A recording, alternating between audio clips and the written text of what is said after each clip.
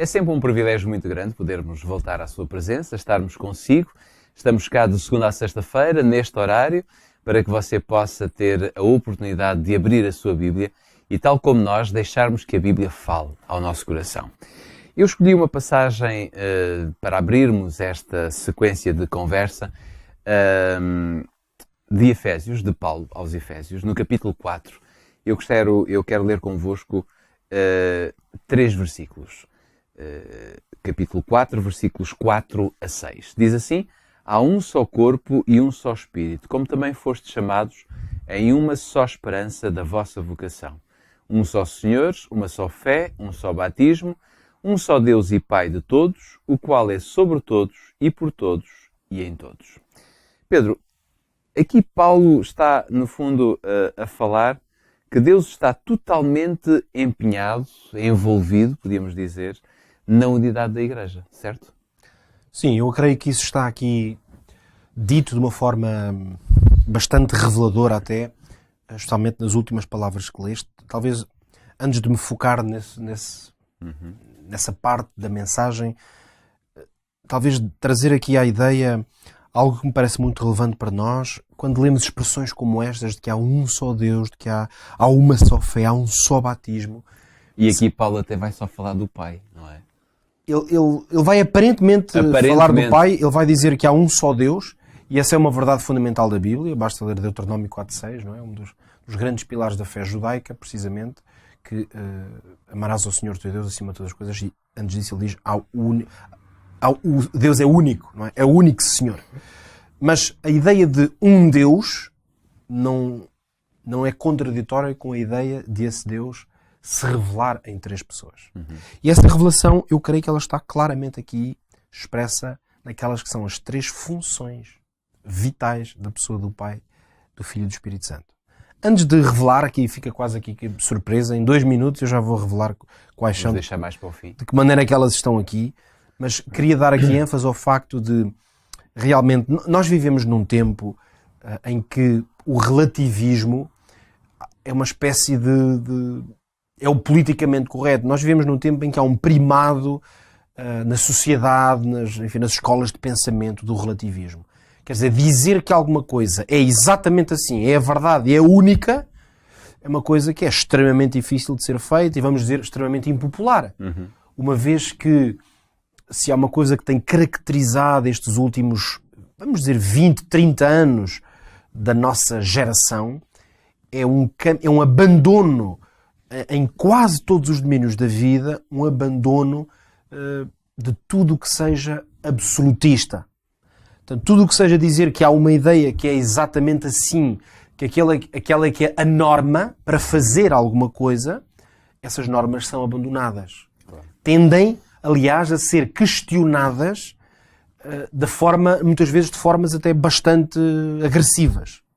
Mesmo em coisas aparentemente mais inertes, como, sei lá, o mundo da arte, por exemplo, durante séculos assistimos ao desenvolvimento nas várias dimensões da arte, daqueles movimentos que ainda hoje se estudam como sendo as grandes linhas de pensamento durante uma certa época, basicamente, fosse na arquitetura, na pintura, na escultura, havia uma certa escola de fazer as coisas e durante aquele tempo considerava-se que aquilo é que era realmente, esta é a forma de fazer do nosso tempo. Não quer dizer que depois não fosse havendo evoluções, mas essas evoluções eram lentas, não é?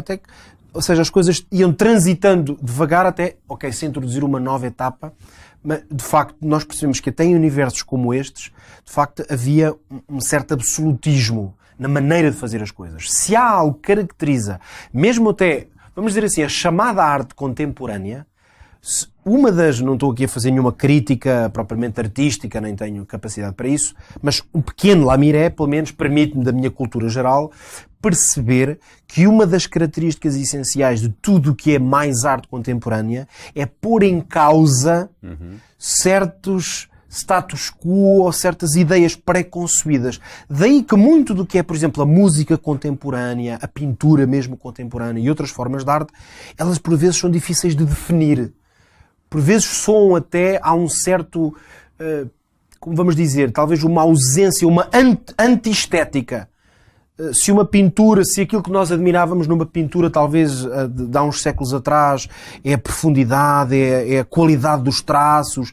Nós temos grandes autores contemporâneos a fazer coisas que são inesperadas, por vezes a desenhar ou a fotografar, digamos, aquilo que é o banal. Portanto, é uma espécie de antítese constantemente daquilo que está definido. Mesmo na música, encontramos tantos exemplos do abandono daquilo que seriam melodias claramente identificadas, uma certa estrutura. Somos mesmo para a música contemporânea que é feita, por vezes nós nem conseguimos bem ouvi-la ou compreender sequer onde é que há uma linha melódica no meio. Às vezes até parece um ruído. Há um certo ruído. A ideia é precisamente colocar em causa aquilo que estava estruturado. Eu estou a tomar o tempo de explicar isto desta maneira para mostrar que há uma aparente, ou uma muito clara, talvez, contradição com estes fenómenos tão próprios do tempo em que vivemos, com um conceito bíblico de coisas que são verdade, mas além de serem verdade, elas são exclusiva verdade. Que é o que nós encontramos em expressões como só há um Deus, só há uma fé, só há um batismo. Ou seja, não há variedade. É como se não é possível retirar e reinventar os alicerces que já estão assim como também só há um corpo, ou seja, só há uma igreja, quer queiramos. Há uma igreja, só há uma forma dessa igreja estar organizada, neste caso na forma de corpo. O objetivo não é tanto denominacional, Claro. dizer que existe esse corpo, uma igreja tem que funcionar como um corpo, não dá para funcionar de outra forma. Portanto, e qual é o plano? Porquê é que isto é desta maneira? É Deus a tentar, enfim, evitar que as pessoas tenham outros pensamentos? No fundo, eu creio que essencialmente é que o plano de Deus é que a igreja se construa sobre estes fundamentos que são essenciais. As pessoas são sempre livres, nós nunca podemos esquecer que tudo o que tem a ver com o reino de Deus, a liberdade é sempre um valor fundamental. Por isso é que ninguém pode dizer que a mensagem de Deus é uma mensagem, vamos dizer, castradora, permite-me a expressão, ou uma mensagem redutora. Ela não é, porque estes alicerces fundamentais e sobre os quais Deus não faz negociação, são estas verdades que não há outras, são sempre uma escolha. Ou seja, há uma só fé, mas essa fé, cada um tem a liberdade de vivê-la ou viver sem ela. Há um só batismo, mas ninguém é obrigado a ser batizado. E aliás é assim que a Igreja Cristã vive. Historicamente, sabemos que a Igreja Cristã já procurou precisamente viver numa espécie de ditadura do religioso, ou da fé, ou do batismo, que seja.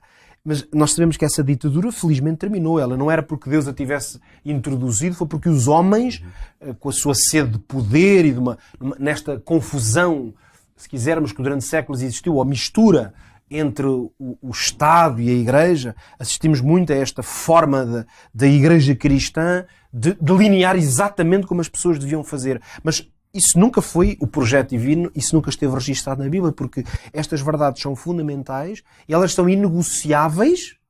Deus considera-as inegociáveis, mas para quem quer viver nelas e por elas. Agora, mas Pedro, diz-me só, estamos todos à espera também de percebermos onde é que está o Deus Pai, Deus Filho e Deus Espírito Santo nesta passagem. Então guardamos para este último minuto é que temos mesmo que terminar, grande não surpresa. é? E essa surpresa está no facto de que, não, no fundo não é nenhuma surpresa, é que o texto termina dizendo que todas estas verdades, que até aqui vimos, elas chegam até nós através de que forma? Eu vou ler aqui o texto que há pouco leste, o último versículo 6, depois de terminar esta lista de verdades fundamentais, é que Deus, que é o único Deus, Ele é sobre todos, Ele é por todos, Ele é em todos. Estas três expressões e a utilização das expressões São direcionadas para sobre, cada um. por e em são muito relevantes. Não estão aqui por acaso e não podiam ser intercambiadas umas com as outras. Ou dirigidas só a uma parte de Deus, não é? Deus é sobre todos. E esta é essencialmente a revelação do Pai. O Deus que está acima, por isso é que Ele está sobre. É o Deus soberano, é o Deus acima ou sobre todos. Jesus Cristo é Deus por todos. Porque é como, nós sabemos que Jesus Cristo não é como se fosse, é Deus, mas do nosso lado. Aliás, dizemos, Ele morreu por todos. Por todos, toda a por humanidade. nós. Jesus Cristo é Deus por todos, porque Ele está do lado de todos, uma vez que se fez carne. E o Espírito Santo, que agora está a agir na vida do crente, Ele é Deus em todos. Por isso, quando o apóstolo diz que Deus é um só e Pai de todos, ele a seguir vai, no fundo, através da parte funcional, dizer exatamente que Deus é destas três formas que Deus é Pai de todos, estando sobre nós, sendo por nós e estando em nós. Pai, Filho e Espírito. Penso que não podíamos terminar da melhor maneira. Esta é, sem dúvida, a melhor maneira de nós podermos dizer-lhe que você pode confiar sempre no Pai, no Filho e no Espírito Santo. Porque Ele é por si, Ele é para si e Ele está em si. Que Deus possa abençoá-lo neste dia de trabalho, neste dia de atividades. Já sabe que o Bíblia Fala é um programa que passa diariamente na Rádio RCS, passa também no Facebook da Rádio e no Hope Channel Portugal. E então, por que não dizê-lo, amanhã é o nosso último dia de passarmos aqui, mas é também um dia importante para estarmos consigo, portanto fica encontro marcado para amanhã, neste mesmo horário. Até lá.